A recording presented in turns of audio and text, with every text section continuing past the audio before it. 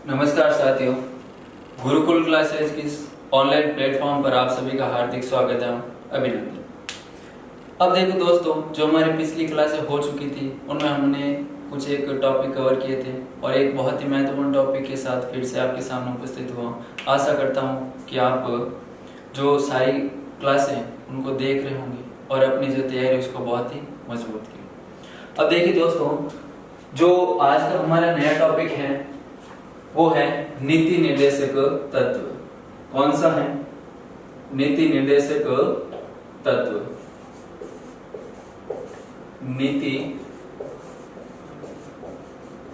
निर्देशक तत्व। ठीक है दोस्तों, जो आज का हमारा नया टॉपिक है नीति निर्देशक तत्व। ठीक है, अब नीति निर्देशक तत्व है, इनका उल्लेख संविधान के कौन से भाग में किया गया है, ये कहां से लिया गया है, इनका उल्लेख संविधान के कौन से अनुच्छेद में है, उन सब के बारे में हम चर्चा करेंगे। अब देखो, सबसे पहला तो कि ये जो नीति निर्देशक तत्व है, नीति निर्देशक तत्व, इनको कहां से लिया गया, कौन से देश के संविधान से नीति निर्देशक तत्वों को भारतीय संविधान में ग्रहण किया गया। तो जो ये नीति निर्देशक तत्व है, इन नीति निर्देशक तत्वों को आयरलैंड के संविधान से लिया। कौन से? आयरलैंड के संविधान से लिया गया।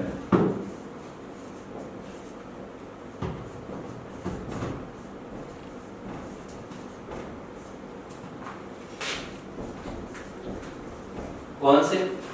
आयरलैंड के संविधान से इनको लिया गया है। अब देखिए, ये जो भारतीय संविधान में कहां से लिए गए थे? आयरलैंड के संविधान से इनको लिया गया था। फिर अगली बात कि आयरलैंड में इन नीति निर्देशक तत्वों को कहां से लिया गया। अब भारतीय संविधान में इनको आयरलैंड से लिया गया है, लेकिन आयरलैंड का जो संविधान है उसने स्पेन से ग्रहण किया। स्पेन से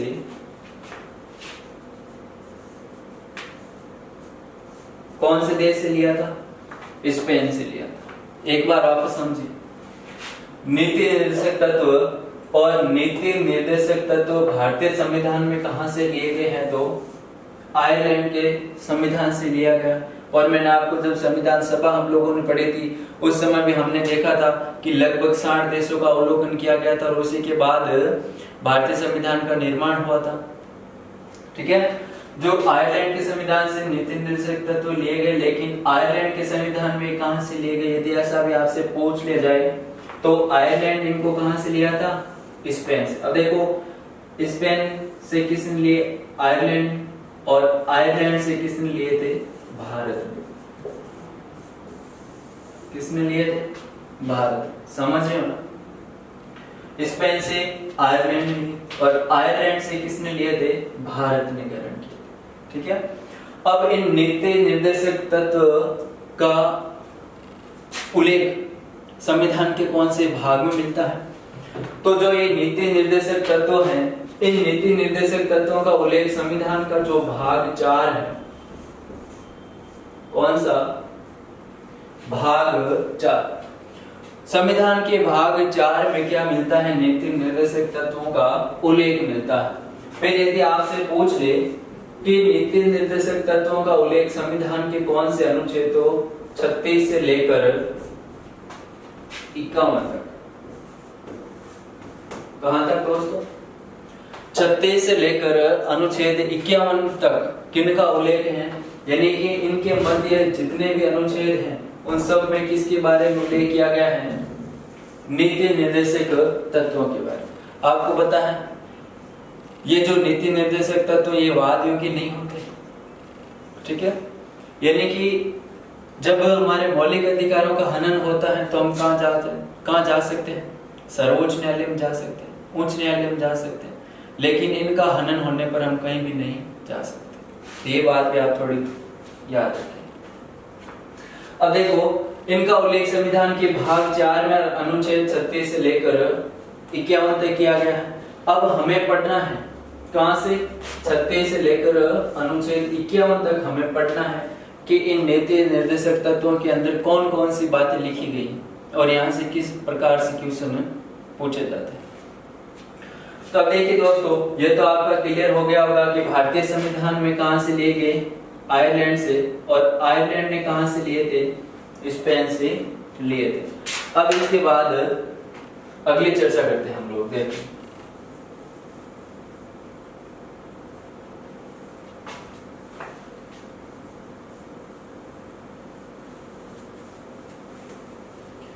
अब देखिए सबसे पहली बात कि इनका उल्लेख कौन से भाग में, भाग 4 अनुच्छेद 36 से लेकर 51 तक। और सबसे पहले हमें बात करनी है अनुच्छेद 36 की।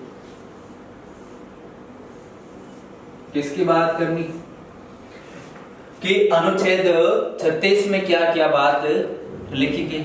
अब देखो दोस्तों, जो अनुच्छेद 36 है, इस अनुच्छेद 36 में जो बात लिखी गई है वो लिखी गई है राज्य की परिभाषा।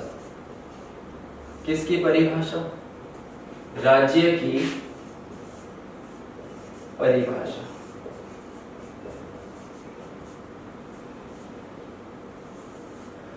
अब देखो, कई बार यहां से पूछ के जाता है कि राज्य शब्द की परिभाषा कौन से अनुच्छेद में मिलती है।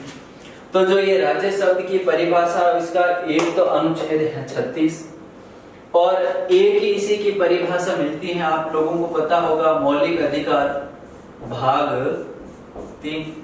और इस भाग 3 का जो अनुच्छेद है अनुच्छेद 12। कौन सा? अनुच्छेद 12। और इस अनुच्छेद 12 में भी किसकी, राज्य की क्या मिलती है, परिभाषा मिलती है। यानी कि भारतीय संविधान में 2 ऐसे अनुच्छेद जिसके अंदर सेम परिभाषा है। जो परिभाषा अनुच्छेद 36 में है वही अनुच्छेद 12 में, किस में है, अनुच्छेद 12 में। लेकिन यहाँ पर भाग कौन सा है नीति निर्देशक तत्व का? भाग 4। कौन सा है? भाग 4।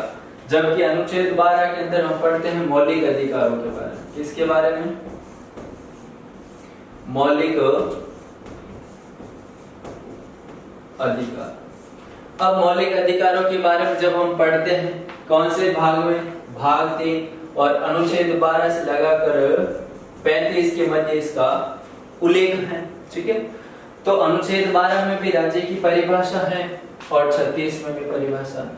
अब यदि आपके सामने पूछ लिया जाए कि राज्य शब्द की परिभाषा का उल्लेख निम्नलिखित में से कौन से अनुच्छेद में मिलता है, तो अब आपको सबसे पहला कि अनुच्छेद आपको उसमें 36 भी मिल जाए। वैसे तो मिलता नहीं है, दोनों में से एक देगा, या 36 देगा या 12 देगा। लेकिन कई बार मान लो आपको 36 भी दे दिया और 12 भी दे दिया, तब आप क्या करोगे? तो सबसे पहले आपको कौन सा करोगे? अनुच्छेद 12। अब दोनों में है, लेकिन दोनों ऑप्शन हो जाए कि ए में ये हो और बी में हो और सी में कोई अलग और डी में कुछ अलग, तो आपको कौन सा करना है? 12। और यदि इन दोनों में से एक एक आ जाए तो कोई समस्या है नहीं, आपको आराम से करना है। अब देखो दोस्तों, ये जो राज्य शब्द है, इस राज्य शब्द का परिभाषा आपके दिमाग में ऐसा आ रहा होगा कि एक निश्चित, मान लो कोई जनसंख्या वाला है, कुछ एक क्षेत्रफल होगा, उसको हम क्या कहेंगे? राज्य का एक निश्चित क्षेत्रफल वाला। तो इस तरीके से राज्य की परिभाषा इसमें नहीं दे रखी अनुच्छेद 36। अब जो अनुच्छेद 36 है, इसके अंदर राज्य शब्द की परिभाषा किस तरीके से दे रखी है, देखो कि राज्य के अंतर्गत कौन कौन आएंगे। कई बार ऐसा क्वेश्चन पूछ लिया जाता है, जो क्वेश्चन किस टाइप से पूछा जाएगा वो बताऊंगा। एक इसमें पूछा जाता है कि राज्य के अंदर कौन कौन आती है। एक तो आती है केंद्र सरकार। कौन आती है? केंद्र सरकार। जो हमारी केंद्र सरकार है वो किस में आती है? राज्य में आती है। किस में आती है? राज्य। और केंद्र सरकार के बाद जो संसद है, और संसद के कितने सदन? दो सदन होते हैं, लोकसभा और राज्यसभा। वो भी किस में आएंगे? राज्य में आएंगे। समझ लो, केंद्र सरकार के अंग जो भी हैं वो किस में आएंगे? 3 अंग होते हैं, वो किस में? राज्य में। संसद के 2 सदन, लोकसभा, राज्यसभा, वो भी किस में आएगा? राज्य में। अब अगला देखिए, राज्य सरकार। ये राज्य सरकार भी किस में आएगी? राज्य में आएगी। किस में आएगी? राज्य में। फिर जिस तरीके से केंद्र में हमने संसद देखा है, तो राज्य के अंदर कौन सा होता है? विधानमंडल। विधानमंडल। तो जो अब विधानमंडल है, विधानमंडल के कितने सदन होते हैं? 2 सदन, विधानसभा और विधान परिषद। ठीक है, कुछ एक राज्यों में विधान परिषद भी है। ठीक है, अब देखो, राज्य सरकार विधानमंडल, केंद्र सरकार संसद, ये सब किस में आते हैं? राज्य में। और इसके अलावा वो भी संस्थाएं जो सरकार के अधीन हो। किसके अधीन हो? सरकार, यानी कि सरकार की शक्तियों का क्या कर रही हो? उपयोग कर रही हो, तो वो भी किस में आएगी?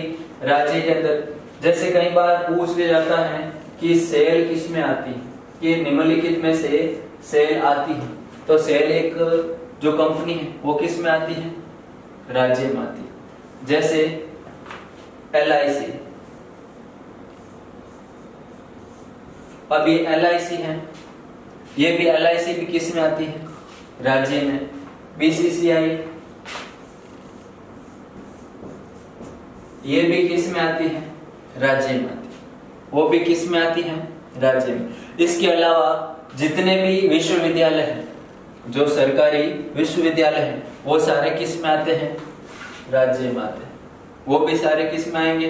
राज्य में आएंगे। ठीक है, अब देखो आपसे यहाँ से किस प्रकार से क्वेश्चन पूछा जाएगा कि निम्नलिखित, अब देखो इनमें से दे दे राज्य सरकार दे दे, या विधानमंडल में से किसी का सदन का नाम दे दे, या संसद में से किसी सदन का नाम दे दे।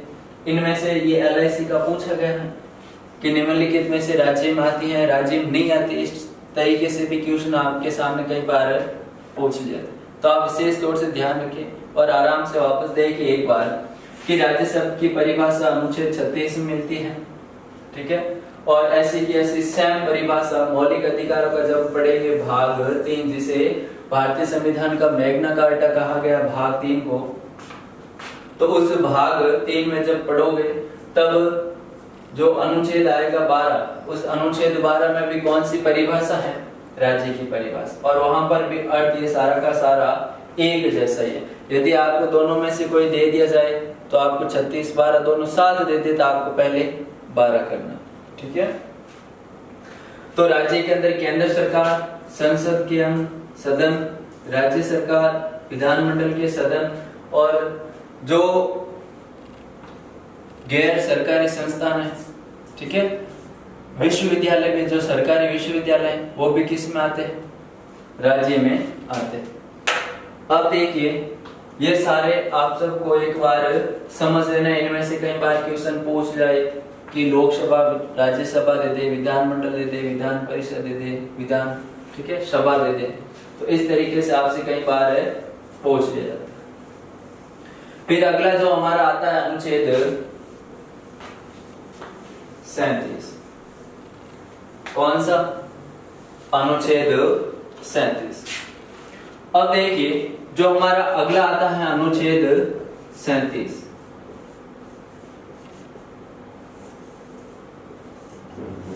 अब इस अनुच्छेद 37 में क्या दे रखा है? इसमें यह दे रखा है कि राज्य, क्या दे रखा है कि राज्य कानून बनाते समय, ध्यान से समझना,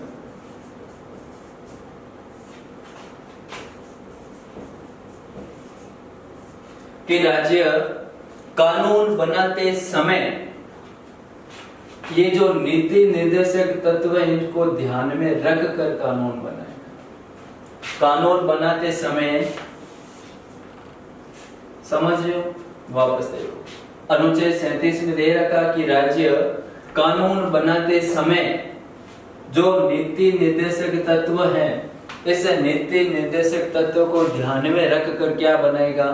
कानून बनाएगा। ऐसी बात कौन से में लिखी गई है? अनुच्छेद 37 में, कि राज्य कानून बनाते समय इसकी नीतियों को ध्यान में रखकर कानून बनाया जाए। इसकी नीतियां कौन कौन सी, जो इसमें सारे के अनुच्छेद 36 से लेकर 91 जो जो बातें दे रखी हैं उसको एक बार ध्यान में रखेगा और उसी के बाद क्या करेगा, कुछ एक कानून का निर्माण करेगा। अब ये बात कौन से में की रखी है? अनुच्छेद 37 में।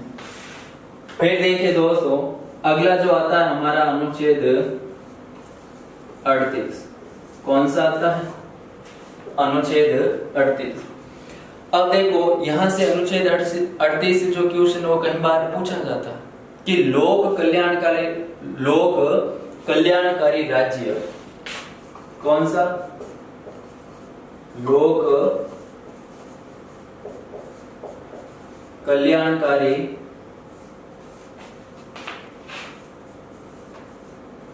राज्य।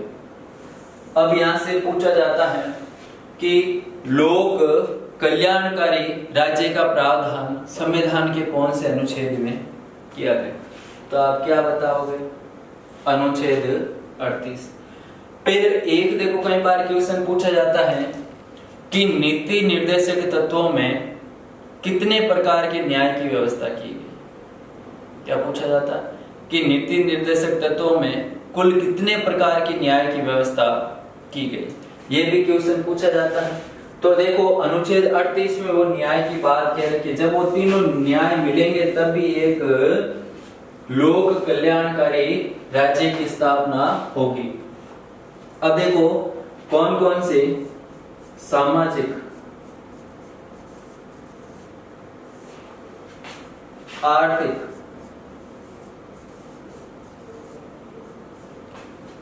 व राजनीतिक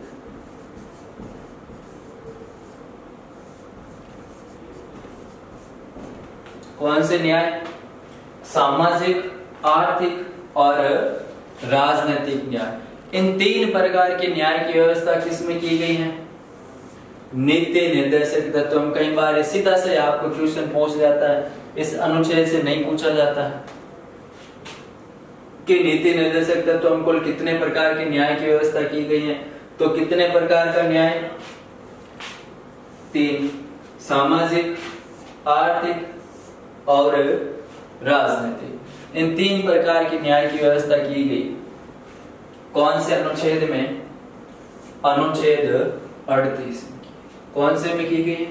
38 में। और याद रखना ये भी दोनों भी क्वेश्चन कहीं बार पूछे गए हैं कि लोक कल्याणकारी राज्य की स्थापना का प्रावधान संविधान के कौन से अनुच्छेद में किया गया है? तो अनुच्छेद 38 में।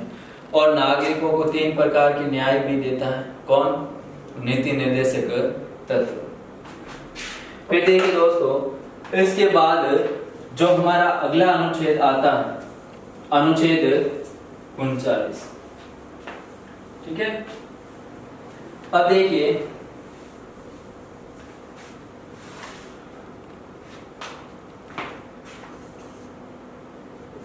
अनुच्छेद 39। ठीक है। अब अनुच्छेद 39 में क्या दे रखा कि राज्य, इसमें बहुत सी बातें दे रखी। सबसे पहली बात कि राज्य समान कार्य के लिए स्त्री व पुरुषों को क्या करवाएगा? समान वेतन उपलब्ध करवाएगा। स्त्री व पुरुषों को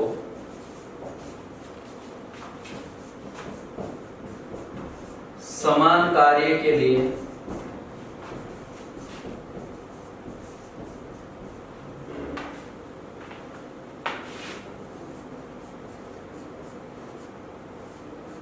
समान वेतन देगा। क्या देगा? एक बात इसमें दे रखी है कि राज्य स्त्री और पुरुषों को समान कार्य करने के लिए क्या देगा? समान वेतन देगा। ये बात किसमें दे रखी है? अनुच्छेद 39 में। फिर इसी में दूसरी बात दे रखी है कि राज्य भौतिक संसाधनों का, किसका? भौतिक संसाधनों का आवंटन, कि राज्य भौतिक संसाधनों का आवंटन इस तरीके से करेगा। क्या करेगा? कि राज्य भौतिक संसाधनों को आवंटन इस तरीके से करेगा जिससे अधिकतम लोगों को क्या हो? लाभ हो। राज्य भौतिक संसाधनों का आवंटन इस प्रकार से करेगा कि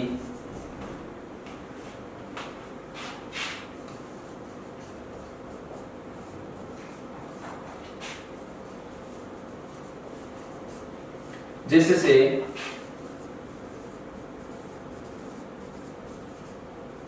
अधिकतम लोगों को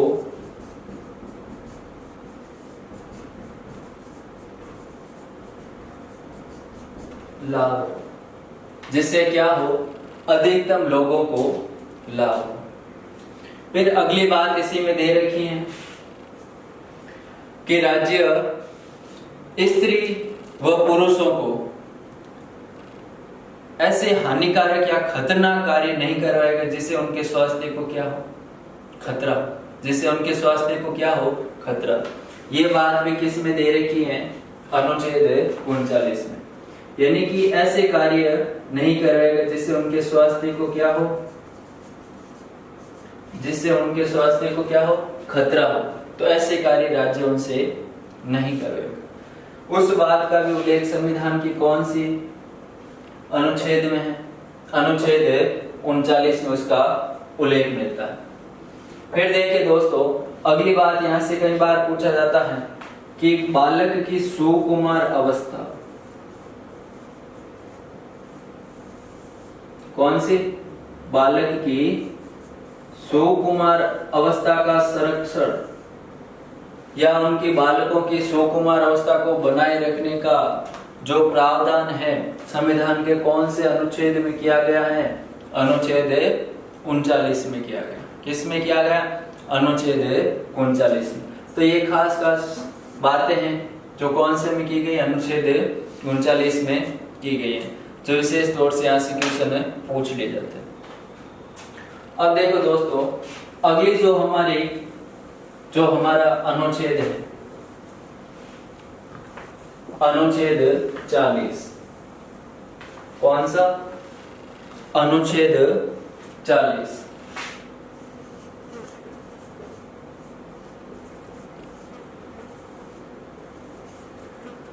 अब अनुच्छेद 40 में क्या दे रखा है? ग्राम पंचायतों का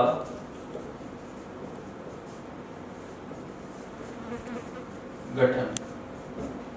क्या दे रखा है? ग्राम पंचायतों का गठन। और ग्राम पंचायतों के गठन की जो बात है, कई बार एग्जाम में पूछा गया है कि ग्राम पंचायतों के गठन का उल्लेख भारतीय संविधान के कौन से अनुच्छेद में किया गया है? तो अनुच्छेद 40 में किया गया। किस में किया गया? अनुच्छेद। फिर देखिए, ग्राम पंचायतों के गठन का जो उल्लेख है वो अनुच्छेद 40। फिर इसके बाद जो हमारा अगला आता है अनुच्छेद 41। कौन सा? अनुच्छेद 41। और जो हमारा भारतीय संविधान का अनुच्छेद 41 है, उस अनुच्छेद 41 में दे रखा है कि राज्य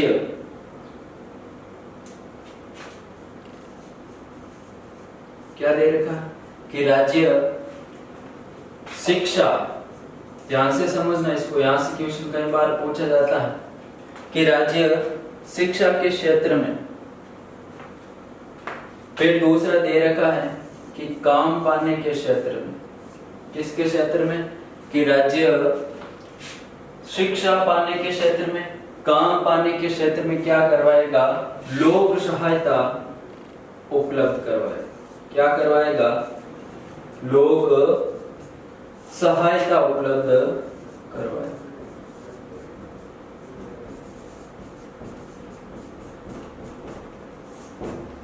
क्या करवाएगा? लोक सहायता उपलब्ध करवाएगा। अब देखो, यहां पर एक शब्द और काम में ले रखा है, निःशक्तता। अब देखो, जो भी पेंशन मिलती है, क्या मिलती है? पेंशन। वो पेंशन कौन से अनुच्छेद के तहत मिलती है? अनुच्छेद 41 के तहत। कौन से के तहत मिलती है? अनुच्छेद 41 के तहत मिलती है, याद रखना। और शिक्षा, यदि कोई शिक्षा पाना चाहता है उसको समान अवसर उपलब्ध करवाना अनुच्छेद 41 के तहत राज्य की जिम्मेदारी है। और जो राज्य के अंदर निवास करने वाले नागरिक हैं उन सभी को काम पाने के अवसर क्या देना, समान रूप से उपलब्ध करवाना या उनको अवसर प्रदान करवाना, ये सब काम किसके हैं? राज्य के। कौन से अनुच्छेद के तहत ये बातें लिखी गई हैं? तो अनुच्छेद 41 में ये बातें लिखी गई हैं। अब देखिए जो नीति निर्देशक तत्व वाला टॉपिक है, तो आप वीडियो को बार बार देखना, बहुत ही सरल तरीके से आपको आसान शब्दों में सब कुछ याद हो जाएगा। बस एक दो बार आप वापस देख लें। अब देखिए काम पाने के, तो काम के समान अवसर उपलब्ध करवाएगा कौन से के तहत? 41 के तहत। फिर इसके बाद जो पेंशन दी जाती है, क्या दी जाती है? पेंशन। तो पेंशन भी कौन से के तहत उपलब्ध करवाता? अनुच्छेद 41 के तहत राज्य पेंशन भी क्या करवाता है? उपलब्ध करवाता है। अब देखिए अगली बात, अगला जो हमारा अनुच्छेद आता है अनुच्छेद 42, भारतीय संविधान का अनुच्छेद 42।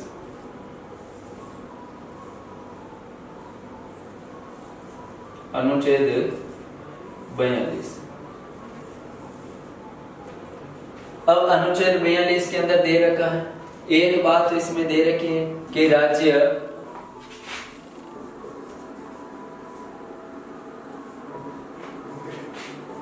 मानवोचित, और दूसरा दे रखा है न्याय संगत, कि राज्य नागरिकों को काम की, किसकी? काम की मानवोचित व न्याय संगत दशाएं उपलब्ध करवाएगा। क्या करवाएगा? न्याय संगत दशाएं उपलब्ध करवाएगा।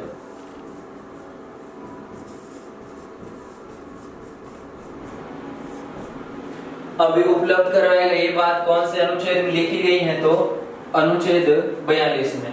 और एक यहाँ से कई बार क्वेश्चन पूछा जाता है कि प्रसूति सहायता भारतीय संविधान के कौन से अनुच्छेद के तहत दी जाती है? तो वो कौन से तहत? अनुच्छेद 42 के तहत दी जाती है। कौन से के तहत दी जाती है? अनुच्छेद 42 के तहत दी जाती है। कौन सी सहायता? प्रसूति सहायता का जो उपबंध है वो भारतीय संविधान के कौन से अनुच्छेद के तहत है? तो अनुच्छेद 42 के तहत। कौन से के तहत है? अनुच्छेद 42 के तहत ये बात दे रखी है, प्रसूति सहायता का उपबंध राज्य करवाएगा। और राज्य काम की मानवोचित, यानी कि मानवोचित का अर्थ होता है जो मानव के लिए क्या हो? उचित हो, मानव के लिए सही हो, ऐसी काम की दशाएं क्या करवाएगा? उपलब्ध करवाएगा। और सभी के लिए क्या हो? न्याय संगत हो, वो सारी दशाएं राज्य उपलब्ध करवाएगा संविधान के अनुच्छेद 42 के तहत। और 42 में ये बात दे रखी है प्रसूति सहायता। कौन सी सहायता? प्रसूति जो सहायता उपलब्ध करवाई जाती है, कौन से के तहत करवाई जाती है? अनुच्छेद 42 के तहत ये उपलब्ध करवाई जाती है। फिर देखिए अगला जो आता है अनुच्छेद 43।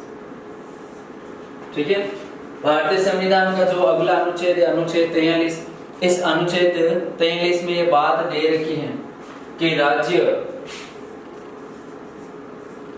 कार्मिकों को, जो कर्मचारी है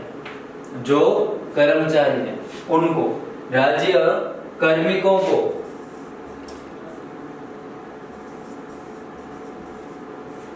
जीवन निर्वाह योग्य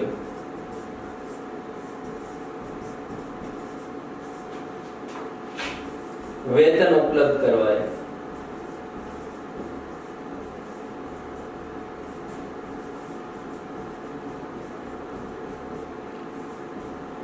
क्या करवाएगा राज्य? कि राज्य कार्मिकों को जीवन निर्वाह योग्य क्या करवाएगा, वेतन उपलब्ध कराएगा। यानी कि ये राज्य का एक तरीके से देखा जाए तो कर्तव्य है, जबकि राज्य का प्राथमिक कर्तव्य की यदि चर्चा की जाए तो अनुच्छेद 47 में आता है। अगली चर्चा करेंगे कि राज्य के प्राथमिक कर्तव्यों का उल्लेख संविधान के कौन से अनुच्छेद में है, तो अनुच्छेद 47 में किया गया। अब देखो अनुच्छेद 43 इसके अंदर पहली बात दे रखी है कि राज्य जो भी कर्मचारी काम करने वाले हैं उनको इतना, यानी कि उनका इतना वेतन दे कि जिससे उनका क्या हो जाए, जीवन आसानी से निर्वाह हो जाए। ठीक है, ऐसा नहीं कि बहुत कम वेतन दे दे, काम ज्यादा कर रहे ताकि उनसे उनका जो खर्चा होता है वो भी ना निकले, तो ऐसा राज्य नहीं करेगा। तो उनको जीवन निर्वाह योग्य क्या करवाएगा, वेतन उपलब्ध करवाएगा। कौन से अनुच्छेद के तहत, अनुच्छेद 43 में ये बात दे रखी है। और साथियों एक यहाँ से बात याद रखना, यहाँ से पूछा जाता है कि सहकारी संस्थाओं को बढ़ावा देने के संबंधित में अनुच्छेद है, या सहकारी संस्थाओं को बढ़ावा देने की बात भारतीय संविधान के कौन से अनुच्छेद में की गई है, तो अनुच्छेद 43 में कौन सी बात की गई है, सहकारी संस्थाओं को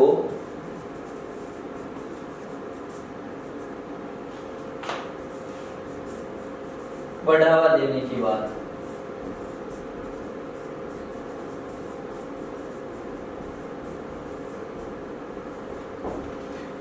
ठीक है, सहकारी संस्थाओं को बढ़ावा देने की बात भी भारतीय संविधान के कौन से अनुच्छेद में कही गई है, तो अनुच्छेद 43 में कही गई। कौन से में है, अनुच्छेद 43 में। जबकि पेंशन वगैरह किस में दी जाती है, अनुच्छेद 42 में दी जाती है, सॉरी 41 में दी जाती है। किस में दी जाती है, 41।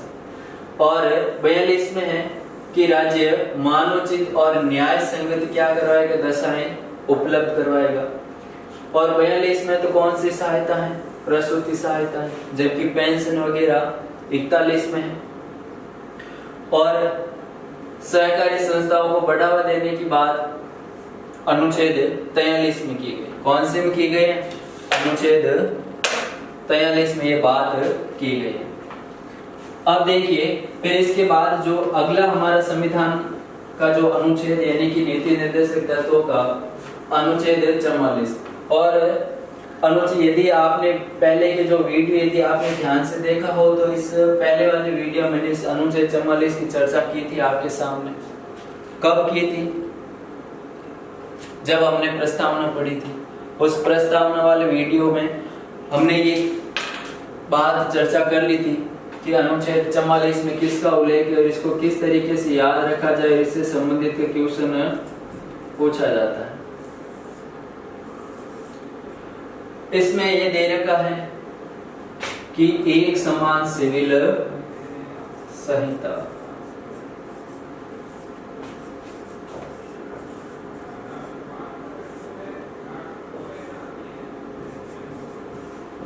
एक समान सिविल संहिता का उल्लेख, एक समान सिविल संहिता का उल्लेख संविधान के कौन से अनुच्छेद में है, तो 44। अभी एक समान सिविल संहिता होती क्या है, आप सभी को पता है। भारत के अंदर यदि कोई भी हो मर्डर करेगा तो उसकी धारा सबके लिए क्या है, एक जैसी। ऐसा नहीं है कि राजस्थान में मर्डर किया है तो उसको सजा 20 साल की, यदि कहीं गुजरात में किया हो तो 10 साल की, ऐसा नहीं है। यदि जुर्म एक है तो पूरे भारत में सजा भी क्या मिलेगी, एक ही मिलेगी। ऐसा नहीं है कि एक जुर्म के लिए अलग अलग सजा, यदि जुर्म एक है तो आपको क्या मिलेगी, एक सजा मिलेगी। तो उसी एक समान सिविल संहिता का जो उल्लेख है संविधान के कौन से अनुच्छेद में है, 44 में। और ये क्वेश्चन कई बार रिपीट होता है एग्जाम में, हो सकता है आपके इस बार और भी पूछ जाए कि एक समान सिविल संहिता। जब ये आपसे क्वेश्चन पूछेगा तो आपको ऑप्शन नीति निर्देशक तत्वों के अनुच्छेद में से ही देगा, और 36 से लेकर 51 के मध्य। किससे लेकर, क्योंकि नीति निर्देशक तत्वों के बारे में पढ़ते हैं अनुच्छेद 36 से लेकर 51, तो इसी के मध्य आपको क्या देगा, अनुच्छेद। और इन अनुच्छेदों में एक समान संख्या कौन सी है, 44। एक समान कौन सी है, 44। ठीक है, तो एक समान हो जाएगा, तो इसका तो आप आराम से कर लोगे कि एक समान सिविल संहिता का उल्लेख संविधान के कौन से में है, 44 में, क्योंकि 36 से लेकर 51 के मध्य जो अनुच्छेद है, तो इनमें से एक समान संख्या वाला कौन सा एक समान, यहाँ पर भी 4, यहाँ पर भी 4, ठीक है। तो एक समान सिविल संहिता का जो उल्लेख है कौन से में है, अनुच्छेद 44। फिर देखिए अगला जो हमारा आता है अनुच्छेद 45, ठीक है। अब देखो अनुच्छेद 45 में ये बात दे rखी है कि राज्य सभी बालकों को, क्या दे रखी है कि राज्य सभी बालक,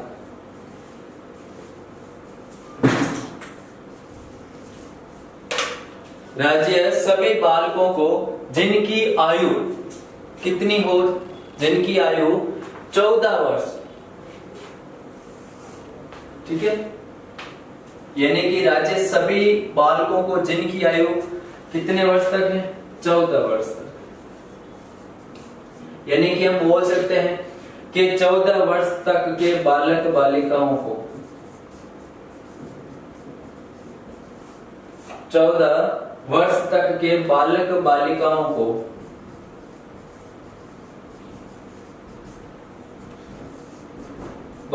को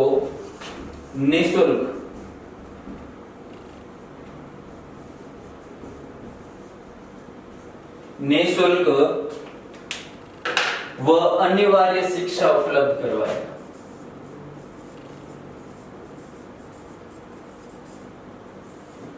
निःशुल्क व अनिवार्य शिक्षा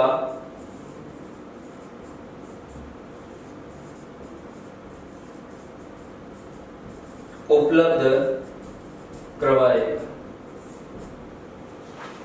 अब देखो एक बात इधर ध्यान दो थोड़ी सी, एक हमारे शिक्षा का अधिकार,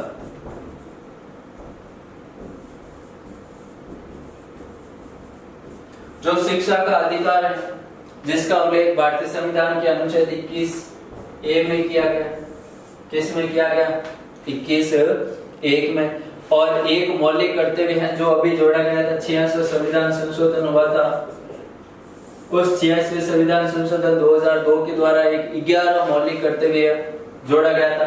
कौन सा 11वां मौलिक कर्तव्य, जिसमें से भी यही कहा गया था कि 14 वर्ष तक के सभी बालक बालिकाओं को निःशुल्क क्या दी जाएगी, शिक्षा दी जाएगी। क्या दी जाएगी, शिक्षा दी जाएगी। तो ये शिक्षा से संबंधित जो बातें आप लोग याद रखना। शिक्षा का अधिकार 21A, यदि आपसे पूछ ले कि 14 वर्ष तक के बालक बालिकाओं को निःशुल्क शिक्षा का जो अधिकार है कौन से में दिया गया है, 21A में। फिर यदि आपसे पूछा जाता है कि निःशुल्क शिक्षा का प्रावधान कौन से मौलिक कर्तव्य में है, तो मौलिक कर्तव्य कौन सा हो जाएगा, नवीनतम जो जोड़ा गया था 86वां संविधान संशोधन, जिसके द्वारा 11वां था। फिर यदि आपसे नीति निर्देशक तत्वों का भी अनुच्छेद पूछ ले तो अनुच्छेद 45, कौन से में, अनुच्छेद 45 में बात दे रखी है कि राज्य 14 वर्ष सभी बालकों को, जिनके जो 14 वर्ष तक के बालक बालिकाओं को क्या करवाएगा, निःशुल्क एवं अनिवार्य शिक्षा क्या करवाएगा, उपलब्ध करवाएगा। अब देखिए इसके बाद अगला जो हमारा अनुच्छेद है, अनुच्छेद 46।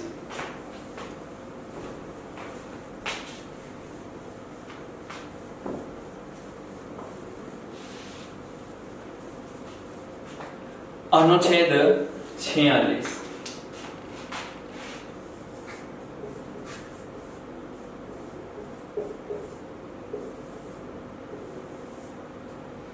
अब देखो अनुच्छेद 46 इसमें दे रखा है कि अनुसूचित जाति व जनजाति, क्या दे रखा है कि अनुसूचित जाति व अनुसूचित जनजाति तथा दूसरी बात इसमें एक और दे रखी, तथा जो भी समाज के कमजोर वर्ग है, तथा समाज के कमजोर वर्गों को, कमजोर वर्गों को सामाजिक व आर्थिक प्रोत्साहन देगा।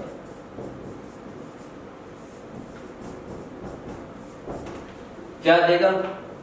प्रोत्साहन देगा।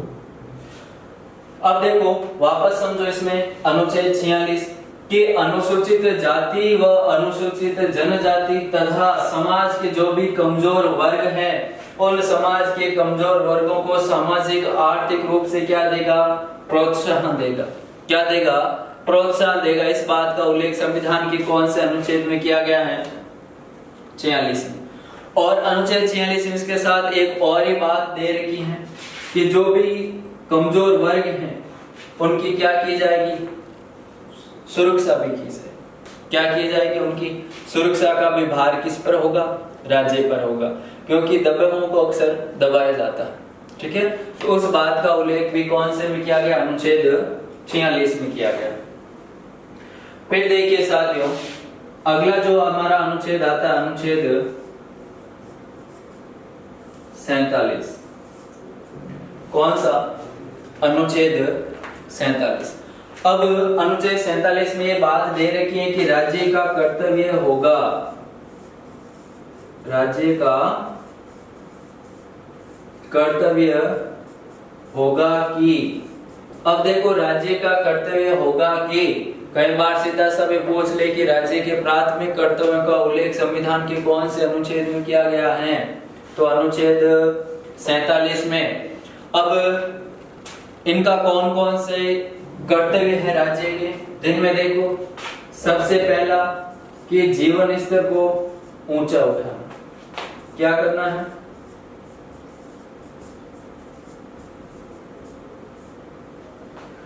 ऊंचा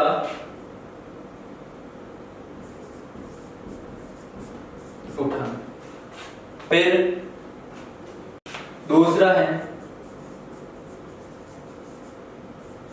स्वास्थ्य में सुधार। अब देखिए साथियों, इसमें जो अनुच्छेद 47 इसका कई बार क्वेश्चन हमसे पूछ जाता है कि राज्य के जो भी कर्तव्य हैं, किसके कर्तव्य? राज्य के जो भी कर्तव्य हैं उन राज्यों के जो भी कर्तव्य, उन कर्तव्य कौन कौन से हैं? तो कई बार सीधा सा भी पूछ जाता है कि राज्य के प्राथमिक कर्तव्यों का उल्लेख संविधान के कौन से अनुच्छेद में है? 47 में। अब राज्य के कौन कौन से कर्तव्य हो जाएंगे? तो सबसे पहला इनका कर्तव्य हो जाएगा जीवन स्तर को क्या करना? ऊंचा उठाना। और दूसरा इनका हो जाएगा कि स्वास्थ्य में सुधार करना। क्या करना? स्वास्थ्य में सुधार करना। और अगला एक इनका और कर्तव्य हो जाएगा कि राज्य का अगला और कि पोषाहार स्तर में सुधार। कौन सा? पोषाहार स्तर में सुधार। ये जो 3 मौलिक कर्तव्य हैं कौन से में दे रखा, और यहाँ से कई बार क्वेश्चन पूछ जाता है कि निम्नलिखित में से राज्य के कर्तव्य में शामिल है या नहीं है, या राज्य के प्राथमिक कर्तव्य का उल्लेख संविधान के कौन से अनुच्छेद में है? तो अनुच्छेद 47 में कौन कौन से? जीवन स्तर को ऊंचा उठाना, स्वास्थ्य में सुधार और पोषाहार स्तर में सुधार। ये जो 3 हैं, ये 3 कर्तव्य कौन से में? अनुच्छेद 47। अब देखिए अनुच्छेद 47 में एक बात और दे रखी है कि जो भी हानिकारक दवाइयां हैं, अनुच्छेद 47 में दे रखा है, यहां ऊपर लिख देता हूं।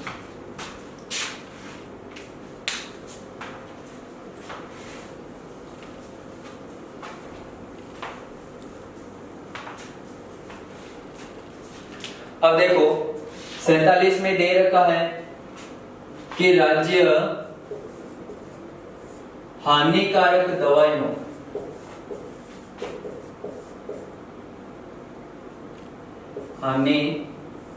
दवाइयों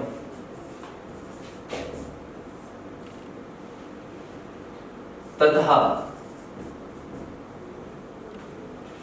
एक बात तो दे रखी है कि हानिकारक दवाइयों, तथा दूसरा दे रखा है नशीले पदार्थ।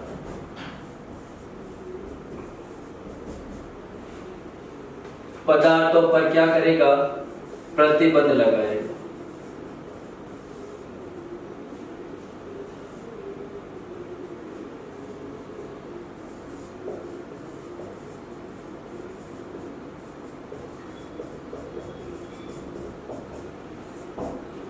ठीक है। जो आपको पता है, जो शराब पर पाबंदी लगाई जाती है वो कौन से अनुच्छेद के तहत लगाई जाती है? अनुच्छेद 47। जैसे भी नशीले पदार्थ और भी ड्रग्स वगैरह, उन पर भी पाबंदी है। कौन से अनुच्छेद के तहत लगाई जाती है राज्य सरकार द्वारा? अनुच्छेद 47 के तहत ही, क्योंकि राज्य के प्राथमिक कर्तव्य है कि वो अपने जो भी राज्य के नागरिक हैं उन नागरिकों के स्वास्थ्य का क्या रखे? ध्यान रखे। इसी बात को लेकर ही राज्य ने ये अनुच्छेद 47 में जो भी हमारे संविधान निर्माता थे उन संविधान निर्माताओं ने बात डाल दी कि राज्य हानिकारक जो भी दवाएं हैं, मान लो कुछ ऐसी नशीली दवाएं आती हैं जिनका भी सेवन किया जाता है, तो उन दवाओं पर भी क्या लगाई जाती है? पाबंदी लगाई जाती है। और साथ ही जो भी नशीले हैं जैसे ड्रग्स वगैरह हैं, शराब वगैरह, और भी जितने भी नशीले पदार्थ हैं उन सभी पदार्थों पर क्या है? प्रतिबंध लगाता है राज्य। कौन से अनुच्छेद के तहत? अनुच्छेद 47। कौन से के तहत लगा जाता? अनुच्छेद 47 के तहत प्रतिबंध लगाता है। अब देखिए अगली जो बात आती है अनुच्छेद 48, बहुत ही महत्वपूर्ण है। यहां से क्वेश्चन पूछा जाता है अनुच्छेद 48 से भी। अब अनुच्छेद 48 में कौन कौन सी बातें दे रखी हैं उसका जिक्र करते हैं। अब देखो अनुच्छेद 48। अनुच्छेद 48 में एक बात तो दे रखी है कि कृषि तथा पशुपालन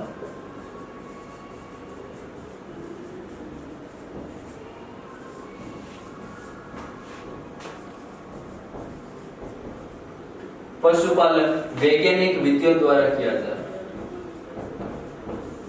वैज्ञानिक पद्धतियों या विधियों के द्वारा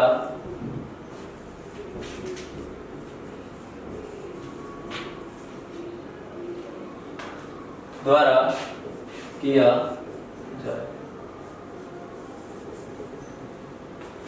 ठीक है। कृषि तथा पशुपालन में जो भी नवीन यानी कि नए नए उपकरण काम में लिए जाते हैं किसके? अनुच्छेद 48। और यहां से जो क्वेश्चन पूछा जाता है अनुच्छेद 48 से वो ये पूछा जाता है कि गाय तथा बछड़ा, गाय का जो बच्चा होता है बछड़ा, ठीक है, गाय तथा बछड़ा और अन्य दुधारू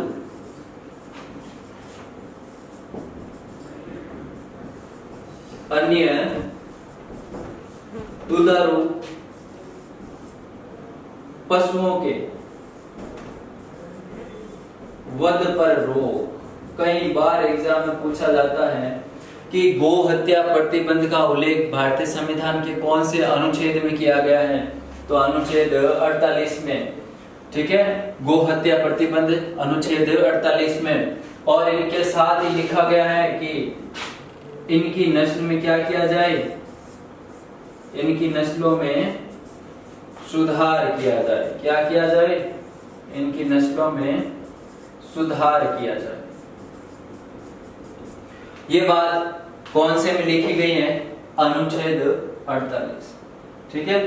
और अनुच्छेद 48 में क्या लिखा गया है? अनुच्छेद 48 में एक और बात लिखी गई है कि वन एवं वन्य जीवों की क्या करेगा? कि राज्य वन एवं वन्य जीवों की रक्षा करेगा।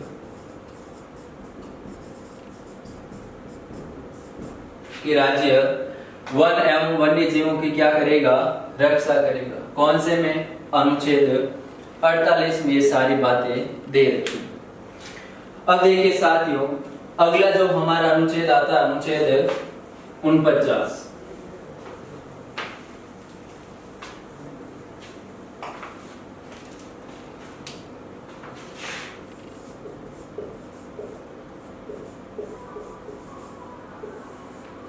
अनुच्छेद 49 और अनुच्छेद 49 में कौन सी बात दे रखी है? अनुच्छेद 49 में दे रखा है कि जो भी राष्ट्रीय महत्व के, क्या दे रखा है कि राज्य जो भी राष्ट्रीय महत्व के स्मारक है, राष्ट्रीय महत्व के स्मारक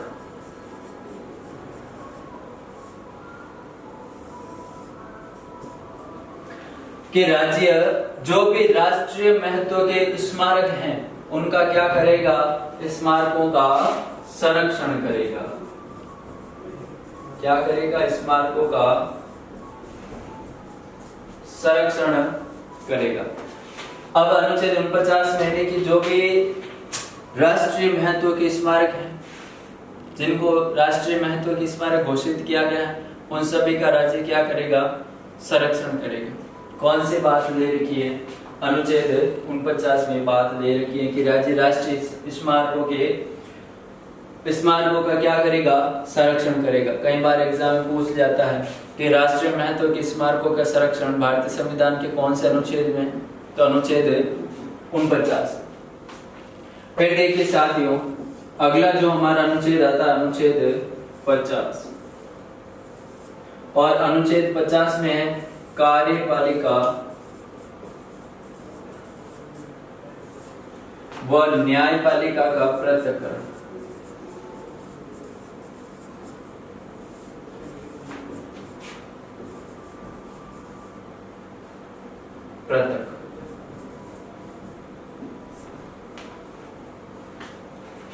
ठीक है, जो कार्यपालिका है और न्यायपालिका है, इन दोनों को अलग यानी कि अलग अलग किया है। कौन से अनुच्छेद ने किया? अनुच्छेद 50। आपसे क्वेश्चन पूछ जाता है कि राज्य लोक सेवा में कार्यपालिका व न्यायपालिका को पृथक्करण का उल्लेख संविधान के कौन से अनुच्छेद में है? तो अनुच्छेद 50 में। किसमें है? अनुच्छेद 50 में।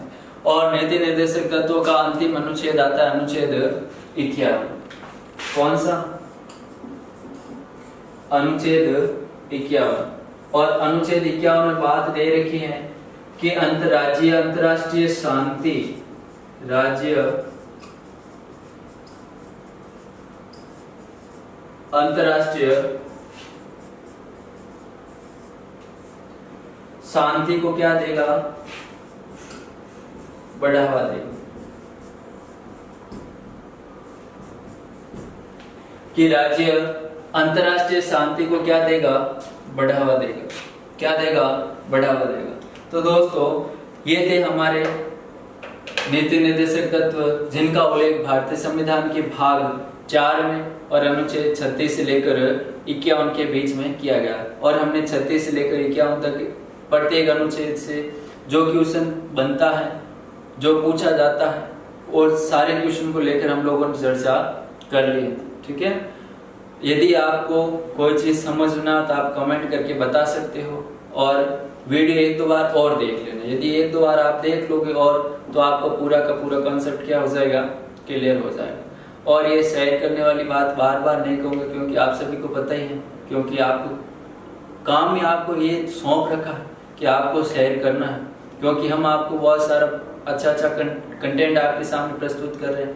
तो आपका भी तो फर्ज बनता है कि हम भी क्या करें, ज़्यादा से ज़्यादा शेयर करें ताकि हमारे और भी जो दोस्त हैं, साथी हैं, उन तक ये पहुंच जाए और वो भी एग्ज़ाम की तैयारी करें तो उनकी तैयारी भी क्या हो जाए? अच्छी हो जाए। ठीक है, तब तक घर में रहिए, आराम से रहिए, सेफ रहिए और इस संस्थान से जुड़े रहिए और जुड़कर अपनी तैयारी को और भी मजबूत कीजिए। धन्यवाद सर।